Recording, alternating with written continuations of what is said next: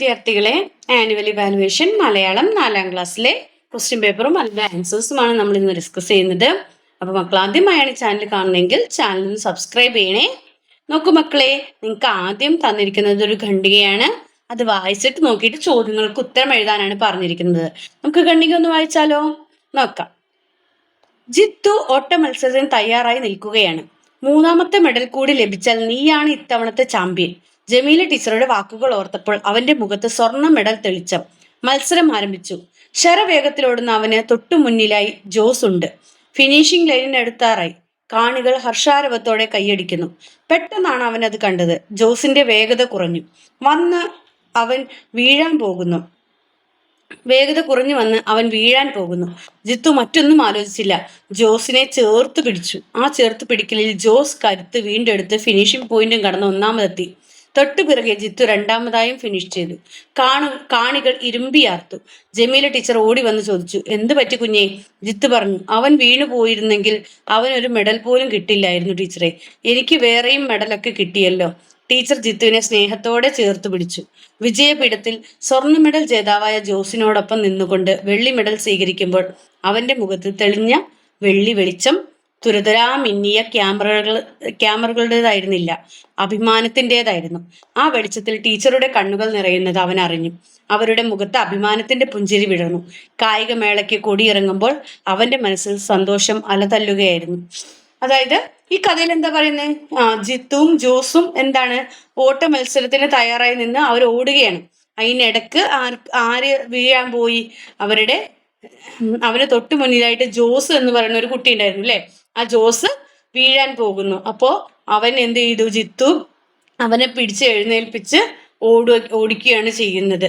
അപ്പോൾ ജിത്തുവിനെ ഫസ്റ്റ് എത്താമായിരുന്നിട്ടും അവൻ എന്താണ്, ജോസിനെ സഹായിക്കാൻ നിന്നുകൊണ്ട് രണ്ടാമതായി മാറുകയാണ് ചെയ്തത്. അപ്പൊ അവന്റെ ആ കൂട്ടുകാരനോടുള്ള കരുതൽ ആണ്. അത് കണ്ടപ്പോൾ അവന്റെ ടീച്ചറിന് ഉള്ളിൻ്റെ ഉള്ളിൽ ഭയങ്കര സന്തോഷം തോന്നി എന്നാണ് പറയുന്നത്. ഇതാണ് നാം പാരഗ്രാഫിൽ പറയുന്നത്. കഥയിൽ ജിത്തു അതിവേഗത്തിൽ ഓടി എന്ന് സൂചിപ്പിക്കുന്ന പദം ഏത്? അതിവേഗത്തിൽ ഓടി എന്ന് പറയുന്നത് ഏതാണ്? ശരവേഗത്തിൽ ഓടുന്ന. കണ്ടോ, ശരവേഗത്തിൽ ഓടുന്ന അല്ലെ. അതിവേഗത്തിൽ ഓടി എന്ന് പറഞ്ഞാൽ ശരവേഗത്തിൽ ഓടി. ഒന്നാമത്തതാണ് കറക്റ്റ് ഉത്തരം എ. രണ്ടാമത്തെ ബി. ഹർഷാരവം എന്ന പദം പിരിച്ചെഴുതിയാൽ എങ്ങനെയിരിക്കും? ഹർഷാരവം എന്ന് പറഞ്ഞാൽ ഹർഷ പ്ലസ് ആരവം എന്നാണ്. ഓപ്ഷൻ ബി ആണ്, ഹർഷ പ്ലസ് ആരവം. ഇനി സി ക്വസ്റ്റ്യൻ. ജമീല ടീച്ചറിന്റെ കണ്ണുകൾ നിറഞ്ഞത് എന്തിനായിരിക്കും? ജോസ് ജയിക്കാൻ വേണ്ടി ജിത്തു സഹായിച്ചത് കൊണ്ട്. ഡി ആണ് അല്ലെ. അവൻ ചെയ്ത നല്ലൊരു കാര്യമാണ്. The question.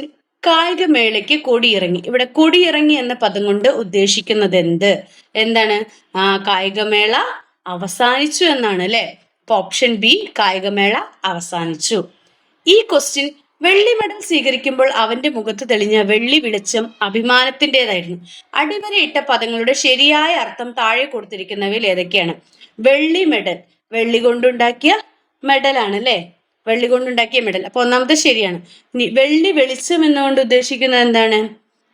വെള്ളി വെളിച്ചം എന്നുകൊണ്ട് ഉദ്ദേശിക്കുന്നത് വെള്ളി പോലുള്ള വെളിച്ചം. 1ഉം 4ഉമാണ് ശരി അല്ലേ. 1ഉം 4ഉമാണ് ശരിയായത്. 1ഉം 4ഉം എന്ന് പറയുന്നത് ഇതിലേതാണ്? ഓപ്ഷൻ സി ആണ് അല്ലെ. 1ഉം 4ഉമാണ് ശരി. ഇനി പ്രവർത്തനം 2. ഡയറി തയ്യാറാക്കാം. ജിത്തുവിന്റെയും ജോസിന്റെയും ഓട്ട മത്സരം കണ്ട നിങ്ങൾ അന്നേ ദിവസം എഴുതുന്ന ഡയറി എന്തായിരിക്കും? ഇപ്പൊ ഡയറിയിൽ നിങ്ങൾ എന്ത് എഴുതണം? ദിവസം എഴുതണം അല്ലേ. ദിവസം, തീയതി ദിവസം എന്നിട്ടിട്ട് എന്തെന്ന് എഴുതണം? ഇന്ന് എനിക്കൊരു വളരെ സന്തോഷമുള്ള ഒരു ദിവസമായിരുന്നു. ഞാൻ ഇന്ന് ഒരു ഓട്ട മത്സരം കാണാൻ വേണ്ടിയിട്ട് പോയി. ആ മത്സരത്തിൽ ആരായിരുന്നു നിൽക്കുന്നത്? ജിത്തുവും ജോസുമാണ് നിൽക്കുന്നത്. മത്സരം ആരംഭിച്ച ഉടനെ തന്നെ പെട്ടെന്ന് തന്നെ ആരോടി? ജിത്തു ഓടി. ശരവേഗത്തിൽ ഓടുന്ന അവന് തൊട്ടു മുന്നിലായി ആരുണ്ട്? ജോസ് ഉണ്ട്. ഫിനിഷിംഗ് ലൈനിന് അടുത്താറായപ്പോൾ കാണികൾ ഹർഷാരവത്തോടെ കൈയടിക്കുന്നു. പെട്ടെന്നാണ് എന്ത് ചെയ്തത്? ജോസിന്റെ വേഗത കുറഞ്ഞ് അവൻ വീഴാൻ പോയത്. ജിത്തു മറ്റൊന്നും ആലോചിച്ചില്ല. ജോസിനെ ചേർത്ത് പിടിച്ചു. ആ ചേർത്ത് പിടിക്കലിൽ ജോസ് കരുത്ത് വീണ്ടെടുത്ത് ഫിനിഷിംഗ് പോയിന്റും കടന്ന് ഒന്നാമതെത്തി. തൊട്ടുപിറകെ ജിത്തു രണ്ടാമതായും ഫിനിഷ് ചെയ്തു. അവന് അവന്റെ ആ നല്ല മനസ്സ് എനിക്ക് എന്താണ് വളരെയധികം അവന്റെ നല്ല മനസ്സ് കണ്ടപ്പോൾ എനിക്ക് വളരെയധികം സന്തോഷം തോന്നി. അവൻ നമുക്കെല്ലാം മാതൃകയാക്കാൻ പറ്റുന്ന ഒരു കുട്ടിയാണെന്ന് എനിക്ക് തോന്നി. ഇന്നത്തെ ദിവസം വളരെ നല്ല ദിവസമായിരുന്നു. അവനിൽ നിന്ന് പലതും പഠിക്കാനുണ്ടെന്ന് എനിക്ക് മനസ്സിലായി. അങ്ങനെയൊക്കെ പറഞ്ഞ് നിങ്ങൾക്ക് അതിൽ നിന്ന് തന്നെ എടുത്തിട്ട് എന്ത് എഴുതാം, ആ ഡയറി എഴുതാവുന്നതാണ്. നിങ്ങൾ എഴുതും പോലെ എഴുതണം. ഞാൻ കണ്ടു എന്നും പറഞ്ഞിട്ട് വേണം എഴുതാൻ. ഇനി പ്രവർത്തനം 3, ചിഹ്നം ചേർക്കാൻ. നിങ്ങൾക്ക് ഉത്തരങ്ങളൊക്കെ ഇത് ക്വസ്റ്റ്യനിൽ നിന്ന് തന്നെ എടുത്ത് എഴുതാവുന്ന രീതിയിലുള്ളതാണ് കേട്ടോ. ചക്ക, മാങ്ങ, പപ്പായി തുടങ്ങി നാടൻ പഴങ്ങളുടെ ഗുണങ്ങളെക്കുറിച്ച് ടീച്ചർ ക്ലാസ് എടുത്തത് ഓർത്തു നിൽക്കുകയായിരുന്നു അപ്പു. എന്ത് നല്ല മാമ്പഴം നിനക്ക് വേണോ? റാഫിയുടെ ചോദ്യം അവനെ ചിന്തയിൽ നിന്നുണർത്തി. മുകളിൽ നൽകിയ വാക്യങ്ങളിൽ ഉചിതമായ ചിഹ്നം ചേർത്ത് എഴുതാനാണ് പറഞ്ഞിട്ടുള്ളത്. ോട് ചിഹ്നം ചേർത്തിട്ട് എഴുതാനാണ് പറഞ്ഞിട്ടുണ്ട്. ചക്ക, മാങ്ങ, ചക്കയുടെ അവിടെ കോമയിടണം, മാങ്ങയുടെ അവിടെ കോമയിടണം. പപ്പായ തുടങ്ങി നാടൻ പഴങ്ങളുടെ ഗുണങ്ങളെ കുറിച്ച് ടീച്ചർ ക്ലാസ് എടുത്തത് ഓർത്തു നിൽക്കുകയായിരുന്നു അപ്പു. അവിടെ തീർന്നു, സെന്റൻസ് തീർന്നു. അപ്പൊ ഫുൾ സ്റ്റോപ്പ് ഇടുക, ഒരു സ്റ്റോപ്പ് ഇടുക അല്ലെ. ഇനി എന്ത് നല്ല മാമ്പഴം നിനക്ക് വേണോ? അപ്പൊ എന്ത് നല്ല മാമ്പഴം നിനക്ക് വേണോ, അതൊരു ചോദ്യമാണ്. അപ്പൊ നമ്മൾ എന്ത് ചെയ്യണം? എന്ത് നല്ല മാമ്പഴം അല്ലെ, എന്ത് നല്ല മാമ്പഴം. ഇപ്പൊ ഒരു അപ്പോസ്ട്രോഫി, ഇങ്ങനെ ഒരു ആശ്ചര്യ ചിഹ്നം ഇടണം. നിങ്ങൾ എന്ത് ചെയ്യണം? ഇതുപോലെ ഒരു ഉദ്ധരണി ചിഹ്നം ഇടണം അല്ലേ. ഈ 2 കോമകൾ ഇങ്ങനെ ഉദ്ധരണി ചിഹ്നം ഇടണം, അതുപോലെ ആശ്ചര്യ ചിഹ്നം ഇടണം. നിനക്ക് വേണോ എന്നുള്ളത് ചോദ്യമാണ്. അപ്പൊ നമ്മൾ ചോദ്യത്തിന്റെ ചിഹ്നം ഇടണം. റാഫിയുടെ ചോദ്യം അവനെ ചിന്തയിൽ നിന്നുണർത്തി. അവിടെ സെന്റൻസ് തീർന്നു. അപ്പൊ നിങ്ങൾ ഫുൾ സ്റ്റോപ്പ് ഇടണം. അപ്പൊ ഇങ്ങനെ ചിഹ്നം ചേർക്കാനായിട്ടാണ് പറഞ്ഞിരിക്കുന്നത്. ഇവിടെ ക്വസ്റ്റ്യൻ മാർക്കാണ് കേട്ടോ വേണ്ടത്. ഇങ്ങനെയാണ് നിങ്ങൾ ഇതിന്റെ ഉത്തരം എഴുതേണ്ടത്. ഇനി പ്രവർത്തനം 4, 2 ക്വസ്റ്റ്യൻ പ്രവർത്തനങ്ങളുണ്ട്. ഏതെങ്കിലും ഒന്നിന് ഉത്തരം എഴുതിയാൽ മതി. ഒന്നാമത്തെ എന്താണെന്ന് നോക്കാം. കത്ത് തയ്യാറാക്കാം എന്നുള്ളതാണ്. എന്താണ്? കുഞ്ഞുണ്ണിയുടെ മീൻ കുഞ്ഞുങ്ങൾ എന്ന കഥയിലെ ചിണ്ടൻ തന്റെ ചിന്നു തത്തയെ കൂട് തുറന്ന് പറത്തി വിട്ടത് വായിച്ചില്ലേ? അങ്ങനെ സ്വതന്ത്രമായ ആകാശം തിരിച്ചു കിട്ടിയ ചിന്നു തത്ത കാട്ടിലെ തന്റെ കൂട്ടുകാരുടെ അടുത്തെത്തി. അവൾ സന്തോഷ സൂചകമായി ചിണ്ടന് കത്തെഴുതി. എങ്ങനെയായിരിക്കും കത്ത് എഴുതിയിട്ടുണ്ടാവുക? അപ്പൊ എങ്ങനെയാണ്? ആരാണ് കത്ത് എഴുതുന്ന ആള്? ചിന്നു തത്തയാണ് അല്ലെ. അപ്പോ ചിന്നു തത്ത എന്നാണ്? ഏതെങ്കിലും ഒരു കാടിന്റെ പേര് എഴുതുക. കാട്. പിന്നെന്താണ്? ആർക്കാണ് എഴുതുന്നത്? ചിണ്ടന് അല്ലെ. ചിണ്ടനാണ് എഴുതുന്നത്. അപ്പൊ എങ്ങനെയായിരിക്കും? പ്രിയപ്പെട്ട ചിണ്ടന്. അപ്പൊ നമ്മൾ എഴുതുമ്പോ എന്താണ്? പ്രിയപ്പെട്ട ചിണ്ടന്. പ്രിയപ്പെട്ട ചിന്തന്, നിനക്ക് സുഖമാണോ? എനിക്ക് സുഖമാണ്. എനിക്ക് വളരെയധികം സന്തോഷമായി. എനിക്ക് ആകാശം തിരിച്ചു കിട്ടി. ഞാൻ എൻ്റെ കാട്ടില് എൻ്റെ കൂട്ടുകാരുടെ അടുത്ത് എത്തി. എനിക്ക് ഒരുപാട് സന്തോഷമാണ്. നിന്നോട് എനിക്ക് ഒരുപാട് നന്ദിയുണ്ട്. നിനക്ക് എന്നെ അത്രയും ഇഷ്ടമായിരുന്നിട്ട് പോലും നീ എന്നെ തുറന്നു വിട്ട് എനിക്ക് സ്വാതന്ത്ര്യം കിട്ടി.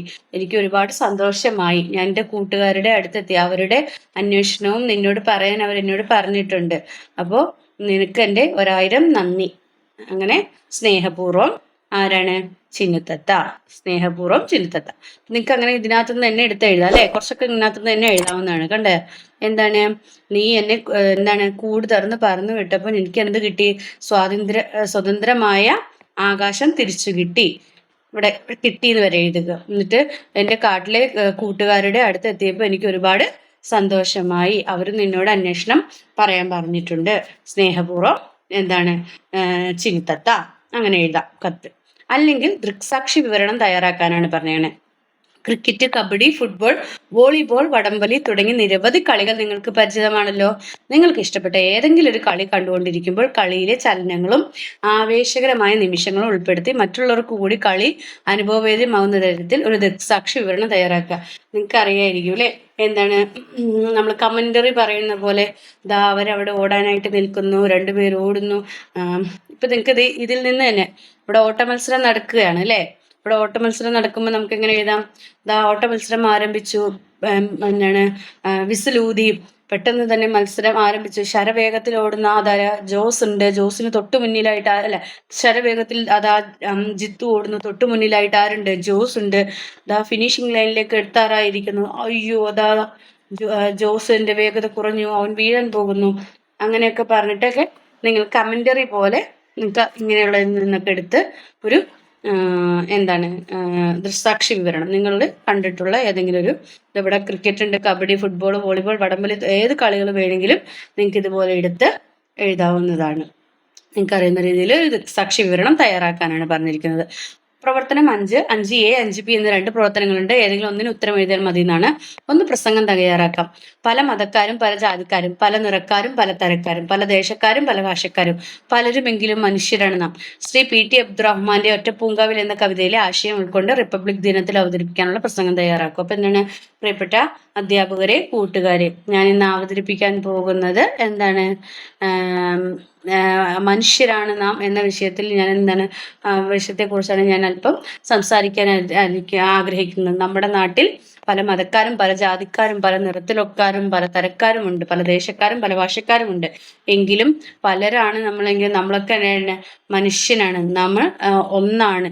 ഇന്ത്യ എന്ന് പറയുന്ന രാജ്യത്ത് നമ്മൾ ഒന്നിച്ചാണ് ജീവിക്കേണ്ടത്. നമുക്ക് പല വർണ്ണങ്ങളും പല നിറങ്ങളും പല മതവുമാണെങ്കിലും എല്ലാവരും ഒരുമിച്ചും ഒരാപത്ത് വന്നാൽ എല്ലാവരും ഒരുമിച്ചാണ് ഇവിടെ കഴിയുന്നത്. അപ്പോൾ ഇത്രയും പറഞ്ഞ് ഞാൻ എൻ്റെ വാക്കുകൾ അവസാനിപ്പിക്കുന്നു. നന്ദി, നമസ്കാരം എന്ന് പറഞ്ഞിട്ടൊരു പ്രസംഗം തയ്യാറാക്കാം, അല്ലെങ്കിൽ പത്രവാർത്ത തയ്യാറാക്കാമെന്നാണ്. GLPS കരിമാൻകുഴിയിലെ റിപ്പബ്ലിക് ദിനാഘോഷ പരിപാടികളുമായി ബന്ധപ്പെട്ട വിവരങ്ങളാണ് താഴെ നൽകിയിരിക്കുന്നത്. ഉചിതമായ തലക്കെട്ട് നൽകി പത്രവാർത്ത തയ്യാറാക്കുക. എന്താണ്? GLPS കരിമാൻകുഴി സ്കൂളിൽ റിപ്പബ്ലിക് ദിനാഘോഷ പരിപാടികൾ സംഘടിപ്പിച്ചു. അങ്ങനെ നിങ്ങൾക്ക് ഹെഡിങ് എഴുതാം അല്ലേ? പത്രവാർത്ത തയ്യാറാക്കുമ്പോൾ GLPS കരിമാൻകുഴിയിൽ സ്കൂളിൽ റിപ്പബ്ലിക് ദിനാഘോഷ പരിപാടികൾ സംഘടിപ്പിച്ചു, അങ്ങനെയാണ് ഹെഡിങ് കൊടുക്കേണ്ടത്. സംഘടിപ്പിച്ചു. എന്നിട്ട് സ്ഥലം കൊടുക്കുക. സ്ഥലം എവിടെയാണ്? കരിമാൻകുഴി അല്ലേ? കരിമാൻകുഴിയിലാണ്. അപ്പോൾ സ്ഥലം കൊടുക്കുക, 2 കുത്തിടുക. GLPS എന്നിട്ട് വീണ്ടും അതിൻ്റെ അടുത്ത് എഴുതുക. GLPS കരിമാൻകുഴി സ്കൂളിൽ റിപ്പബ്ലിക് ദിനാഘോഷ പരിപാടികൾ സംഘടിപ്പിച്ചു. എന്താണ് സ്കൂൾ ലീഡർ മാസ്റ്റർ നവീൻ സ്വാഗതം പറഞ്ഞു. വാർഡ് മെമ്പർ ശ്രീമതി സെലീന അധ്യക്ഷത വഹിച്ചു. ഉദ്ഘാടനം വിശിഷ്ട സേവനത്തിനുള്ള രാഷ്ട്രപതിയുടെ പുരസ്കാരം നേടിയ ക്യാപ്റ്റൻ അശോക് കുമാർ ആയിരുന്നു റിപ്പബ്ലിക് ദിന പരിപാടികൾ ഉദ്ഘാടനം ചെയ്തത്. അദ്ദേഹം രാജ്യത്ത് സ്വാതന്ത്ര്യം, സമത്വം, സഹോദര്യം എന്നിവ ഊട്ടി ഉറപ്പിക്കേണ്ടത് ഓരോ പൗരന്റെയും കടമയാണെന്ന് അദ്ദേഹം പറഞ്ഞു. PTA പ്രസിഡന്റ് ശ്രീമതി സൗദാമിനി ആശംസ നേർന്നു. Head master Shri Basheer master കൃതജ്ഞത പറഞ്ഞു. ഇത്രയും പറഞ്ഞ് നിങ്ങൾക്ക് പത്രവാർത്ത തയ്യാറാക്കാം. ഇതിൽ നിന്ന് തന്നെ നിങ്ങൾക്ക് എഴുതാം. അപ്പോൾ നിങ്ങൾ എഴുതുമ്പോൾ സ്കൂൾ ലീഡർ മാസ്റ്റർ നവീൻ സ്വാഗതം പറഞ്ഞു. വാർഡ് മെമ്പർ ശ്രീമതി സെലീന അധ്യക്ഷത വഹിച്ചു. പിന്നെ എന്താണ്? വിശിഷ്ട സേവനത്തിലുള്ള രാഷ്ട്രപതിയുടെ പുരസ്കാരം നേടിയ ക്യാപ്റ്റൻ അശോക് കുമാറാണ് ഉദ്ഘാടനം നിർവഹിച്ചത്. അദ്ദേഹം രാജ്യത്ത് സ്വാതന്ത്ര്യം, സമത്വം, സഹോദര്യം എന്നിവ ഊട്ടിയുറപ്പിക്കേണ്ടത് ഓരോ പൗരന്റെയും കടമയാണെന്ന് അദ്ദേഹം പറഞ്ഞു. PTA പ്രസിഡന്റ് ശ്രീമതി സൗദാമിനി ആശംസകൾ നേർന്നു. Head master Shri Basheer master കൃതജ്ഞതയുടെ പരിപാടികൾ അവസാനിച്ചു. ഇത്രയും പറഞ്ഞ് നിങ്ങൾക്ക് ന്യൂസ് പേപ്പർ എഴുതാവുന്നതാണ്. അപ്പോൾ ഹെഡിങ് പത്രവാർത്ത കൊടുക്കുമ്പോൾ എപ്പോഴും നമ്മൾ ഹെഡിങ് കൊടുക്കണം. അപ്പോൾ ഹെഡിങ് ആയിട്ട് ഇത് തന്നെ എഴുതാം. GLPS കരിമാൻകുഴി സ്കൂളിൽ റിപ്പബ്ലിക് ദിനാഘോഷ പരിപാടികൾ സംഘടിപ്പിച്ചു. സ്ഥലത്തിന്റെ പേര് കരിമാൻകുഴി എന്ന് പറഞ്ഞു.